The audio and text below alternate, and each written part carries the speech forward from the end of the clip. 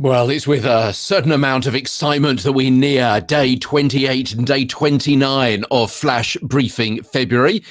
I'm Peter Stewart, and together with Suze Cooper, we have been with you each and every day for the last month, bringing you all sorts of ideas for the skill set, the mindset, say it after me, the skill set, the mindset, the marketing to build a better briefing, to help you with your Flash Briefing production and presentation. What gives us the right to pass on these ideas? Well, because we've got a background in audio presentation and production ourselves here in the good old UK.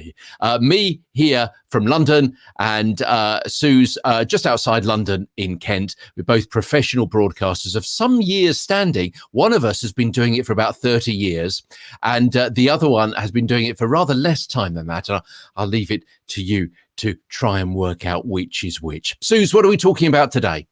Today, we're going to be talking about podcasts and profit. So what we're speaking about tonight is all about how you may well already have some audio content that you could use for your flash briefing. Isn't that right? You know what? It kind of makes sense, doesn't it? That you want to get as much juice from the fruit as possible. You want to squeeze that orange so there is no more juice left. And then you want what? It's a good analogy, although I'm not sure I can take it any further. No, what I'm saying is that, as we've said a couple of times previously, your flash briefing can be a podcast, but your podcast can't necessarily be a flash briefing. That's because flash briefings have to be under 10 minutes long. So if you've got a podcast that's under 10 minutes long, then it could be a flash briefing. But if your podcast is 11 minutes or longer, and frankly, we all know, don't we, podcasts which are an hour and a quarter every single week, who has the time, right? Then obviously that cannot be a single flash briefing. However, what you could do is you could divvy it up. You could slice and dice and make that flash briefing into that podcast into several shorter flash briefings and distribute those over the week. And you could use it as a kind of trail, as a kind of promo to get people to listen to the whole item. It could be, if it's good enough for Charles Dickens to divide up a novel and to issue it in several installments over the course of several months for his greatest books of all time, then frankly is good enough for a long podcast to become a shorter episodic flash briefing. You might have to alter things like the cover art because the different podcast hosts want their cover art in different dimensions. So you may just have to bear that in mind.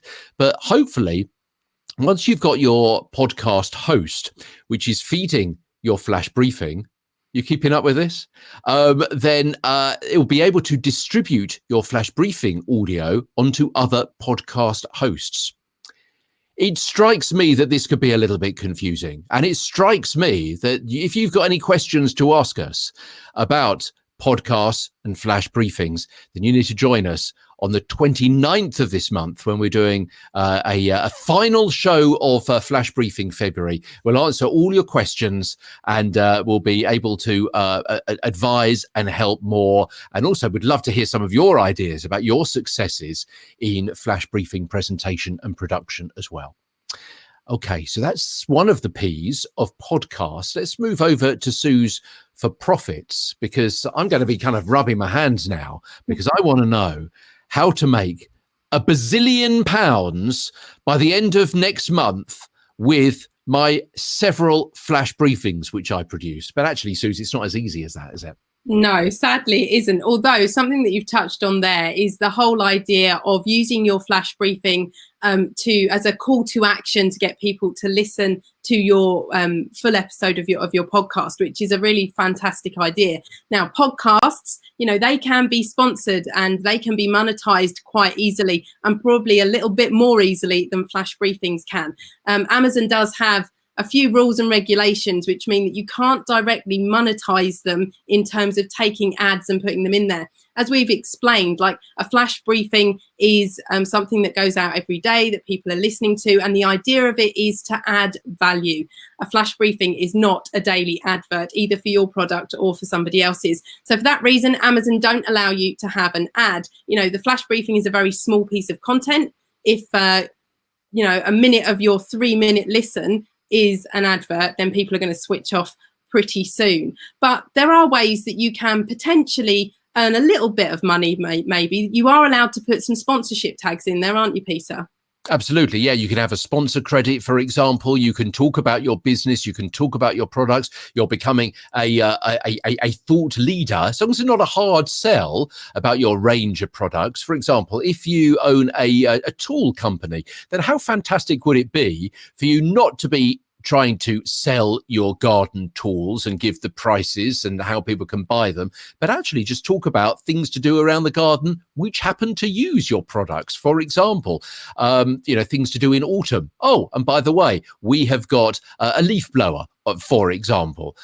So that kind of thing can be done. And as you say, also about you have perhaps a separate sponsor, for example.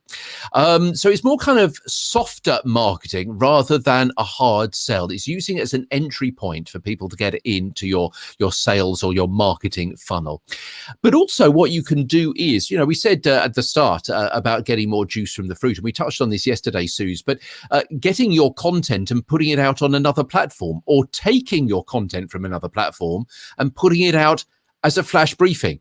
You've got to be quite canny about this, so you cut down on spending too much time producing too much content for lots of different platforms rather than having it kind of spin off from one to another. So I'm sure you've got a few examples of this, but off the top of my head, and there's not actually much there, but off the top of my head, what I would say is if you've got blog posts going back the last several months or the last several years, heck, use that as a spin-off for your flash briefing. You can cut them down. You can have those as bullet points. You can riff around them and that kind of stuff. And then once you've got that as an Alexa flash briefing, then you can point people back to read the full unedited blog post in its entirety on your website. And what's on your website? Oh, contact details and adverts down the sides. You're making money that way.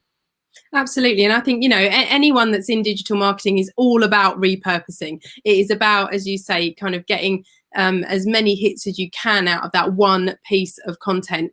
And flash briefings are just a really neat way, as you say, of kind of keeping a brand or a business front of mind just by being there every single day and being part of this kind of daily routine that is part of the Alexa smart speaker ecosystem, really. So it really is a very new and very different way of getting in touch with clients and potential clients who may want to buy from you, and kind of steering them towards more of your content. If you're there every day and you're adding value to their world, just kind of drip feeding in a way, really, and then pointing them towards, as you say, your website, where they might want to sign up to your email list, or they may want to download some content from there. Or even if you've got a physical product and you're sending someone to a web page where they can then go along and buy that product, as you say, because you've been talking about using it. There are a lot of ways in which you can perhaps make some money from the flash briefing, even if it's not as a direct result of the flash briefing being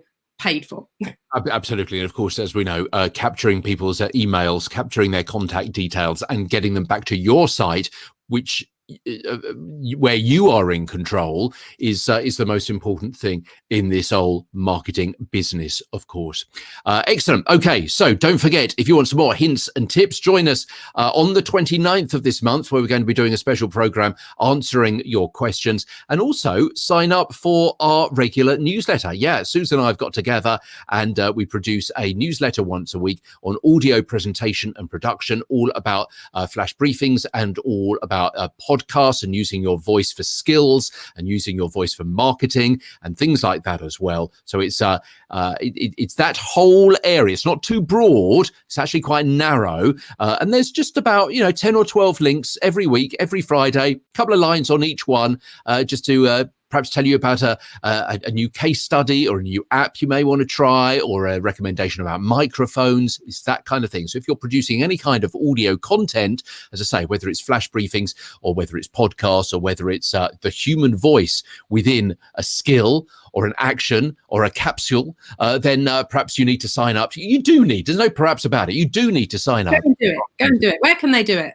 How do they do that? Thank you for asking. It's voiceworks.info. And we'll be back tomorrow. tomorrow. It's our last day together with a formal course. I know. Then I'll be bringing cake.